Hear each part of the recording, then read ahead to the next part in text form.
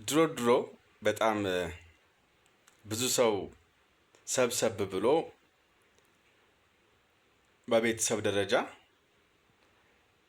ህፃናት ደግሞ ምናልባት ከአንደኛው እቅፍ ወይም ከአንድ ቤተሰብ አባል እቅፍ ላይ ሆነው ሌሎቹ ትላልቆቹ የሚያወሩትን ለምሳሌ እየሰሙ ሊሆን ይችላል። ያው እናንተ አይሰሙም መስሏችሁ ማለት ነው። እየሰሙ እያዩ ኤቭሪቲንግ ሪከርድ እያደረጉ በዛ ውስጥ ግን አንድ ነገር እናስተውላለን። ልጆች ና እስኪ ቤቢ ወይም ነይ እስኪ ማማዬ ብለው እንዲጠጓቸው ሊያቅፏቸው የሚፈልጓቸው ሰዎች ሲጠሯቸው ህፃናቱ ምን ይላሉ መስላችሁ? ልብ ያያሉ፣ ፈገግታ ያያሉ። ደስ የሚል ነገር ካላዩ ይሸሻሉ፣ አይጠጉም፣ አይቀርቡም። ይህን ሁላችንም እናውቃለን ብዬ አስባለሁ።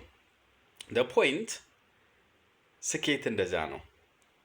ሰዎች ሲሳካላቸው፣ ሰዎች ደስ ሲላቸው፣ ፈገግ ሲሉ፣ ከፍ ሲሉ፣ ሲሸለሙ፣ ሲሾሙ፣ ሲያድጉ፣ ሲሻሻሉ ደስ የሚላችሁ ከሆነ በጓደኞቻችሁ፣ በወዳጆቻችሁ፣ በሰዎች በአጠቃላይ ከፍታ የምትደሰቱ ከሆነ እግዚአብሔርን የምታመሰግኑ ከሆነ ልክ እንደ ህፃናቱን እና ወደ እናንተ እንደጠራችኋቸው እናንተም እንዲሳካላችሁ ፈልጋችኋል ማለት ነው።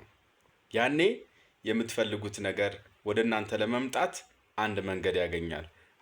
ይሄን ነገር ይፈልጉታል ማለት ነው የሚል መልእክት ታስተላልፋላችሁ ማለት ነው። አይገርምም? ይሄንን ልብ የሚሉት በጣም አስተዋዮች ናቸው። የማያስተውል ሰው ምን ያደርጋል ካላችሁኝ፣ ከዚህ በተቃራኒው ነው። ሰዎች ሲያልፍላቸው፣ ሰዎች ደስተኛ ሲሆኑ እሱ ይንጨረጨራል፣ እሷ ትንጨረጨራለች። የሚገርም ነው። ይሄ የሚደንቅ ብቃት ነው። ምን ጥልቅ አድርጎን እንደሆነ አላውቅም። ለማንኛውም ግን ከኛም እያራቅን ነው ያንን ሰዎች የደረሱበትን ከፍታ፣ ሰዎች የተደሰቱትን ደስታ፣ በዙሪያችን ያሉ ሰዎች የሚፈነድቁትን ፈንጠዝያ ባሻናና ማለታቸውን እኔ አልፈልገውም እንደማለት ነው። ግልጽ ነው። ኢፍ ዩ አር አጌንስት ኢት ማለት ነው። የማትፈልገው ነገር አይፈልግህም። የምትፈልጋቸው ነገሮች ደግሞ ወደ አንተ መምጣታቸው አይቀሬ ነው። the only thing you have to keep your daily routines actions የተለመዱ ብቻ ሳይሆን ያንተ ውጤት ጋራ የሚስማሙ ካንተ ጋር የሚሄዱ ካንቺ ጋር የሚሄዱ ተግባራቶችህን ቤዚኮቹን መሰረታዊዎቹን እየተገበርን እስከ ቀጠልን ድረስ ማለት ነው። ግን አቲቲዩዳችን እንደዛ መሆን አለበት። ደስ የሚል ዛሬ የምሬ ነው። ይሄንን ያልኳችሁ በምክንያት ነው።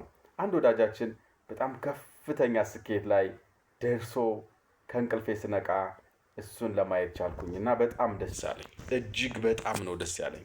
በዛ አጋጣሚ ወዳጄ እንኳን ደስ አለህ ልልህ እፈልጋለሁ። ምናልባት ስሙን ምናምን ማልጠራው ፐርሰናል ስለሆነ ወይም ደግሞ እዚህ ጋም ስለማያየው ነውና፣ ለማንኛውም ወዳጄ ዛሬ ያላየሁህ ያልሰማሁሽ ያላየሁሽ እዚህ ጋር እያሳካችሁ ያላችሁ፣ ፈገግ እያላችሁ ያላችሁ እንኳን ተሳካላችሁ፣ እንኳን ደስ አላችሁ፣ እንኳን ነጋላችሁ፣ እንኳን ቀና አላችሁ።